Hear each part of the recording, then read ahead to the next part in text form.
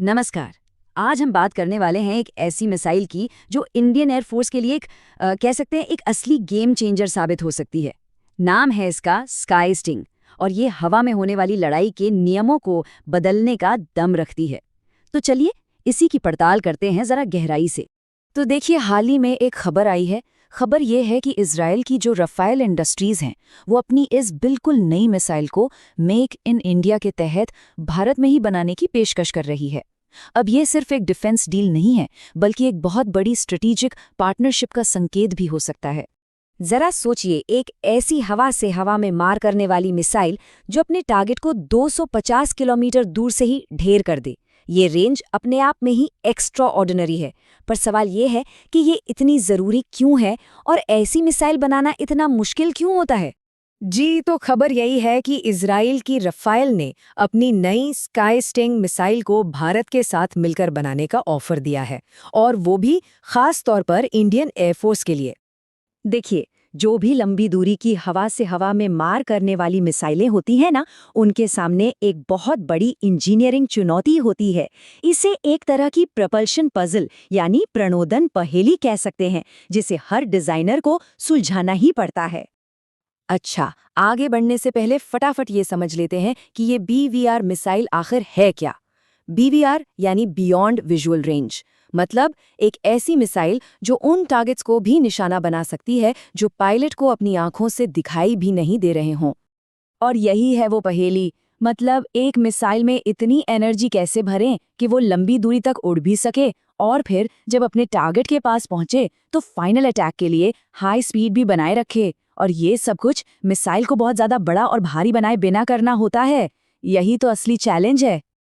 अब इस पहेली को सुलझाने के लिए आमतौर पर दो मेन तरीके अपनाए जाते हैं।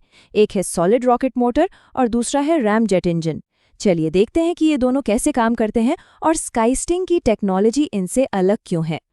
देखिए, इन दोनों ही टेक्नोलॉजी के अपने अपने फायदे और नुकसान हैं। सॉलिड रॉकेट मोटर सिंपल है, सस्ता है, लेकिन इसका फ्यूल एक बार जलना शुरू हो गया तो फिर रुकता नहीं, सारी एनर्जी एक साथ खत्म।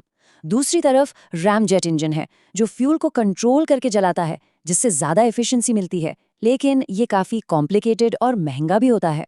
तो सॉलिड रॉकेट की इस एनर्जी वेस्टेज से बचने के लिए इंजीनियर्स ने ड्यूअल पल्स मोटर बनाई। इसमें होता क्या है कि पहला पल्स मिसाइल को तेज स्पीड और ऊंचाई देता है, फिर मिसाइल कुछ देर ग्लाइड करती है एनर्जी बचाते हुए, और जैसे ही टारगेट पास आता है दूसरा पल्स फायर होता है जो फाइनल अटैक के लिए जोरदार एनर्जी देता है। लेकिन स्काई स्टिंग इस टेक्नोलॉजी को भी एक लेवल और आगे ले जाती है, और यहीं पर इस मिसाइल का असली मैजिक सामने आता है, जो इसे बाकियों से बिल्कुल अलग खड़ा कर देता है। जी हाँ, दो नहीं बल्कि तीन। स्काई स्टिंग में 3 पल्स वाली सॉलिड रॉकेट मोटर लगी है, और ये मिसाइल प्रोपल्शन की दुनिया में सच में एक बहुत बड़ा और क्रांतिकारी कदम है। ये जो तीसरी हवा है, या कह लें तीसरा पल्स, ये मिसाइल को अपने फाइनल फेज में, मतलब जब वो टारगेट के बिल्कुल करीब पहुंच जाती है, तब जबरदस्त एनर्जी देता है। इसका फायदा ये है कि बहुत लंबी दूरी पर भी मिसाइल के पास अपने टारगेट को चकमा देने या उसका पीछा करने के लिए काफी स्पीड और फुर्ती होती है। और इसी 3 पल्स टेक्नोलॉजी का सीधा नतीजा है इसकी 250 किलोमीटर से भी ज्यादा की ये अविश्वसनीय रेंज। इस टेक्नोलॉजी की एफिशिएंसी इसके वजन में साफ दिखती है। स्काई स्टिंग का वजन है सिर्फ 170 किलो, जबकि इसकी तुलना में रूस की R-37M जैसी मिसाइलें पूरे 510 किलो की होती हैं।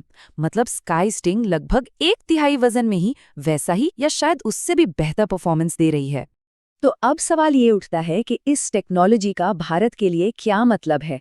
ये डील इंडियन एयरफोर्स और हमारी डिफेंस इंडस्ट्री के लिए कितनी इंपॉर्टेंट हो सकती है? इसके कई बड़े रणनीतिक मायने हैं। पहला तो ये कि बराक 8 मिसाइल प्रोजेक्ट की तरह ही ये एक और सफल कोड डेवलपमेंट प्रोग्राम बन सकता है। दूसरा, ये भारत की लंबी दूरी की एयर टू एयर मिसाइलों की जो कमी है उसे पूरा करेगा। ये R-37M जैसी भारी भरकम मिसाइलें खरीदने का एक बेहतरीन विकल्प भी हो सकता है। और आखिर में ये स्वदेशी विकास बनाम स्ट्रेटेजिक पार्टनरशिप की जो बहस है उसे भी सामने लाता है। अच्छा, एक बात और समझना जरूरी है कि ये प्रोग्राम अभी अपनी शुरुआती स्टेज में है। राफेल ने इस मिसाइल को दुनिया के सामने 2023 में ही रखा था।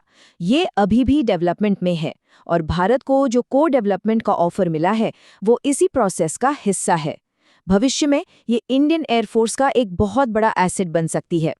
तो अंत में एक बड़ा सवाल वहीं का वहीं है, अपनी इस क्रांतिकारी 3 पल्स टेक्नोलॉजी और जबरदस्त रेंज के साथ क्या स्काई स्टिंग भारत का अगला गेम चेंजर साबित होगा? ये एक ऐसा सवाल है जिसका जवाब तो आने वाला वक्त ही देगा, लेकिन जो संभावनाएं हैं वो यकीनन बहुत रोमांचक हैं।